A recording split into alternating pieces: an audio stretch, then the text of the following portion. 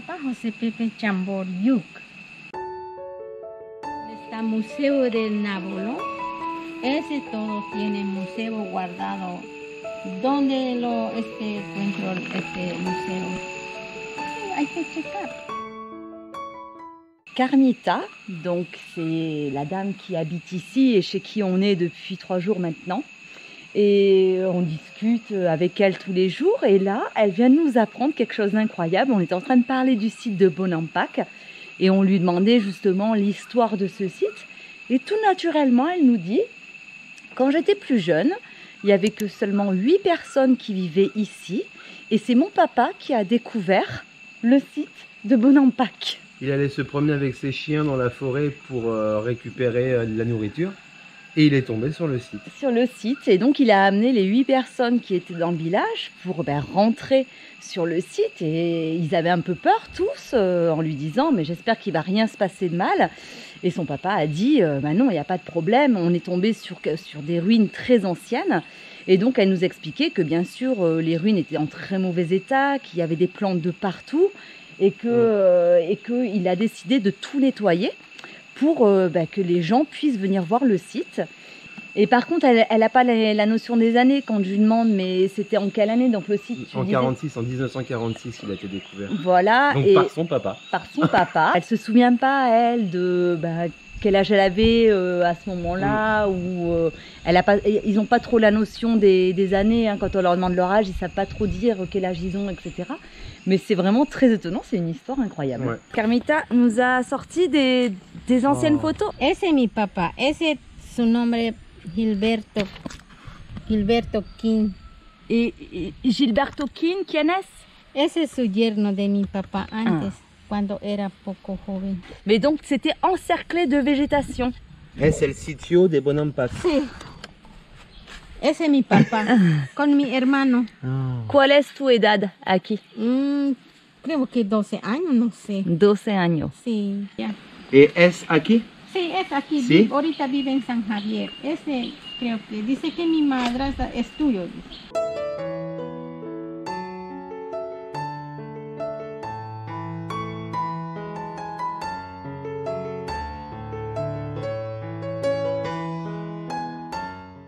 Donc on est venu dans cette communauté parce qu'on voulait découvrir le site archéologique de Bonampak, donc qui se situe dans l'état des Chiapas où nous sommes encore. Et donc la communauté dans laquelle on est actuellement, c'est la communauté des Candona. Alors une communauté, c'est quoi? C'est comme un village en fait. Hein. Exactement. C'est un village où sont réunies plusieurs familles et donc pour avoir le droit de pénétrer dans ce village, il faut payer un droit d'entrée. Donc cet argent sert à entretenir les routes et puis à aider les villageois à faire marcher la communauté. On est chez les Puramaya, donc les Candona ce sont les Puramaya. Et donc pour aller voir le site archéologique de Bonampak, donc on a payé ce droit d'entrée et ensuite on ne peut pas y aller avec son propre véhicule, il faut qu'on prenne un taxi pour y aller. Alors en fait on pourrait y aller avec notre propre véhicule, mais comme ils ont besoin de travailler, ils interdisent les touristes et les voyageurs d'accéder au site avec leur propre véhicule. Oui, et du coup, il faut prendre leur taxi à des prix qui sont un petit peu plus élevés qu'à l'ordinaire. Ouais. Mais bon, ça leur permet de vivre, d'autant plus que là, ils sortent d'un an de pandémie où c'est difficile, où il y a moins de touristes.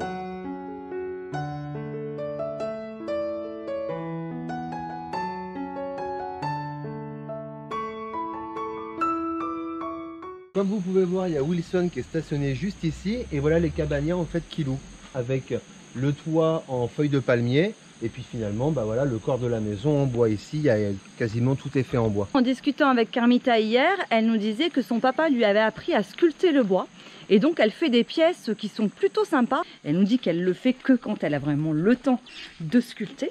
Mais elle se débrouille vraiment bien. Et en fait c'est l'artisanat que vous retrouvez au début des sites quand vous allez visiter un site archéologique. Voilà, vous avez tous les vendeurs et en fait voilà, il s'est fait chez eux. Finalement c'est vraiment du vrai artisanat. Là on est derrière la maison de Carmita dans son potager privé et donc ils ont planté pas mal de maïs.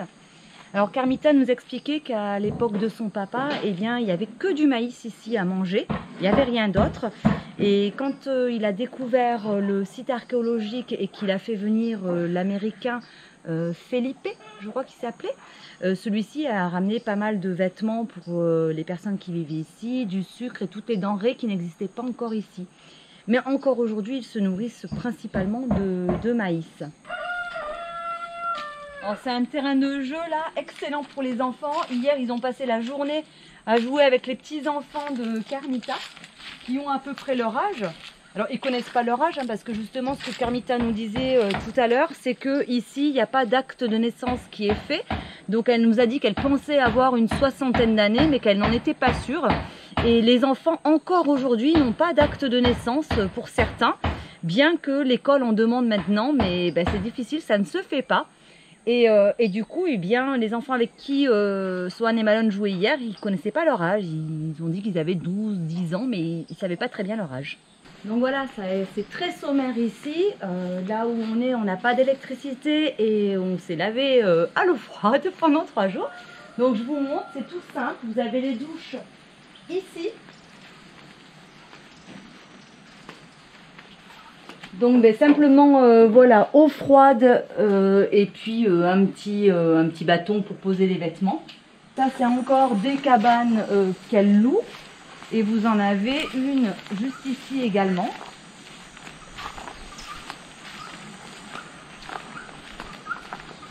Voilà, avec 2 chambres. Et il y en a encore une autre là-bas. Carmita nous expliquait que sa propriété ici, eh bien en fait c'était les terres de son papa qui est décédé. Et ça fait à peu près 3 hectares. Et de l'autre côté, il y a les terres de son époux, qui a à peu près 3 hectares aussi, il me semble.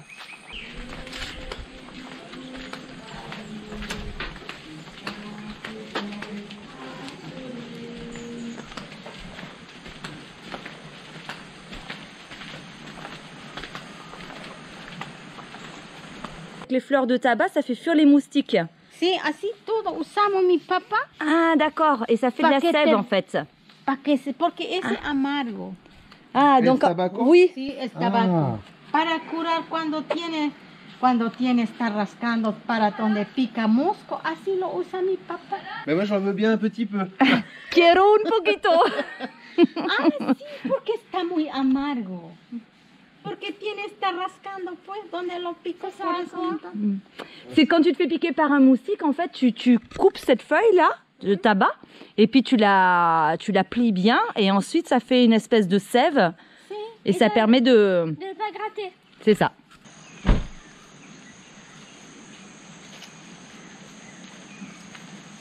J'ai quand même mis du produit à moustiques, ça marche mieux que le tabac. On est vraiment au cœur de la forêt, donc c'est très très calme. Voilà, on a vraiment l'impression d'être coupé du monde en fait. Si vous n'allez pas dans le village... C'est très difficile de tisser des liens avec les Mexicains, et alors encore plus avec les communautés mayas ou aztèques, bien parce que il faut qu'il y ait quelque chose, il faut qu'il y ait un échange dès le départ. Tout est basé sur l'argent. Là, depuis qu'on est arrivé, Carmita nous demande combien nous a coûté le camping-car. On a nos chaises de jardin et notre table, combien ça coûte. J'ai fait des plans au drone et la première chose qu'elle m'a demandé, combien coûte le drone. C'est vraiment très présent, ils ont besoin d'avoir la valeur des choses et puis à chaque fois qu'on va quelque part, il faut toujours payer. Donc ça c'est quelque chose qui est très difficile parce que sortant de l'Amérique du Sud, hein, parce qu'il y a tous les pays qu'on a fait en Amérique du Sud, on n'a jamais eu ce rapport à l'argent qu'ils ont ici. Donc ça casse un peu, je trouve, l'échange. Et puis, il faut faire l'effort derrière de, ben voilà, essayer de s'intégrer un petit peu et de rechercher, d'aller plus loin que ce rapport à l'argent. Et justement, c'est pour ça qu'on a voulu rester là quelques jours dans ce village maya, dans cette communauté maya, ben pour aller plus loin que les simples relations de commerce qu'on a avec eux depuis le début. Et puis il y a surtout que ben voilà, tous ces descendants mayas, ils vivent finalement un peu en vase clos, souvent dans les forêts ou dans la jungle. Donc c'est jamais évident d'arriver, puis bonjour, c'est nous que voilà, on voudrait vous rencontrer, non. Il faut du temps. Il faut du temps, et puis voilà, c'est quand même des communautés qui sont assez fermées Enfin, fermés oui et non, parce qu'il y a quand même du tourisme, mais ils vivent quand même entre eux. Ils vivent pas dans les villes, ils sont toujours un peu à l'écart. Donc, bon, bah voilà, c'est jamais évident de pouvoir effectivement lier ce contact. Donc là, on est vraiment content d'être venu là. Et puis on disait aux enfants hier qui étaient en train de jouer avec les petits enfants de Carmita, on leur disait mais vous vous rendez compte, c'est super chouette l'expérience que vous êtes en train de vivre. Vous êtes dans un village maya, c'est très très rare de pouvoir y rentrer. On est assez chanceux, donc c'est chouette. Notre séjour chez notre hôte se termine et nous reprenons bientôt la route à bord de Wilson. Et c'est en parcourant la piste en terre chaotique que nous nous rendons compte à quel point nous nous étions enfoncés dans la jungle. Mais cette rencontre avec Carmita en valait vraiment la peine. Elle nous a permis de mieux connaître la communauté maya. À présent, nous roulons vers d'autres horizons. Attention à vos oreilles.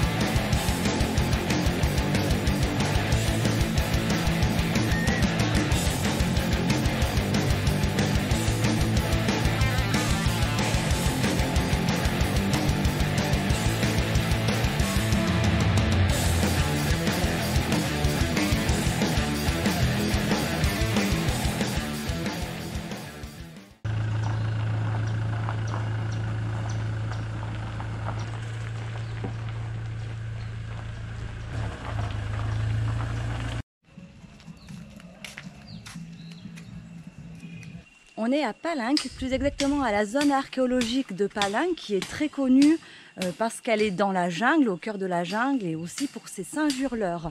Alors on a été visiter le site, on va vous mettre un passage de la visite et après on revient vers vous.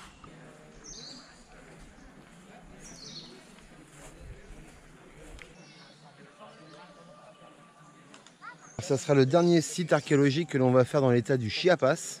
On est arrivé hier soir, on a réussi à trouver un petit truc sympa pour passer la nuit. Et aujourd'hui, on va découvrir un des sites les plus connus au Mexique, après le Teotihuacan ou le Chichén Itzá qu'on a déjà été voir. Donc on arrive, il y a un petit peu de monde, mais bon, ça devrait être tranquille. Il limite l'entrée à 300 personnes. Donc on nous avait dit qu'il y avait des horaires d'ouverture bien précises. Nous, ça va, on est arrivé, on a pu rentrer tout de suite. Ici, on est vraiment dans la jungle. Hier soir, justement, on a pu entendre les singes hurleurs. On a enregistré, on vous fera écouter ça. C'était vraiment impressionnant. Et là, du coup, ça donne une autre impression. C'est parti.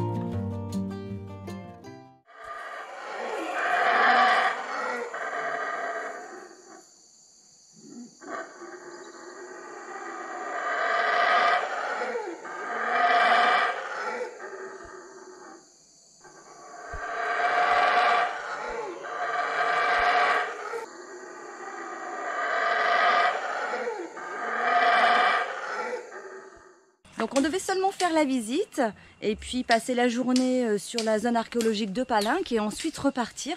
Et puis on a trouvé ce petit endroit. Alors ici on est dans un éco-lodge et ils ont quelques places pour les campers. Et donc en fait ce sont des cabanas en bois ou en dur qui sont éparpillées un petit peu partout dans la jungle.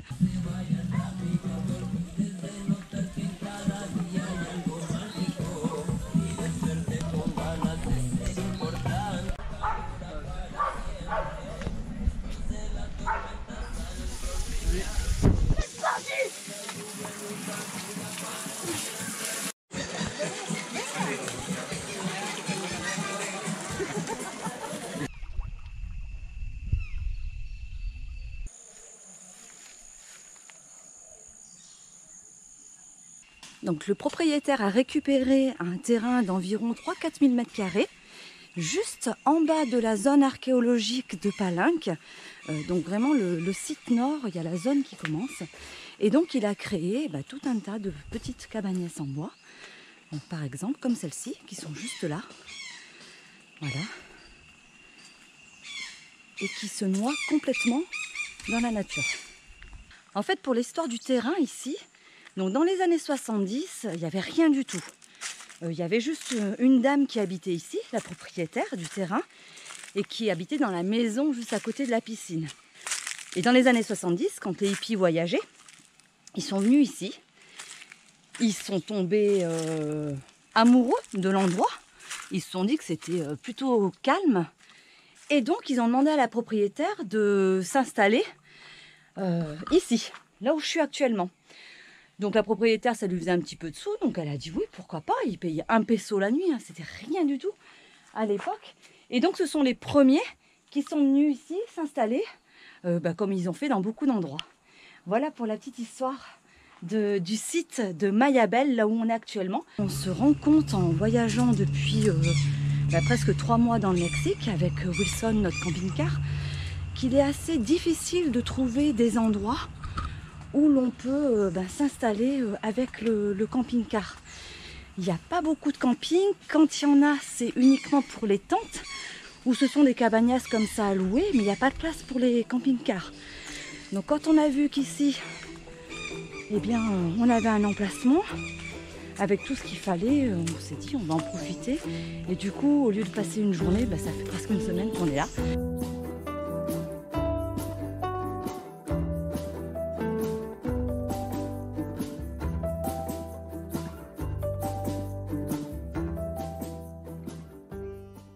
Voilà, c'est ici que se termine cet épisode. On a été super ravis de passer ces quelques jours complètement immergés dans la culture maya. On vous souhaite de passer une très bonne semaine et puis on vous dit à très bientôt. Et comme d'habitude, à toutes sur les routes.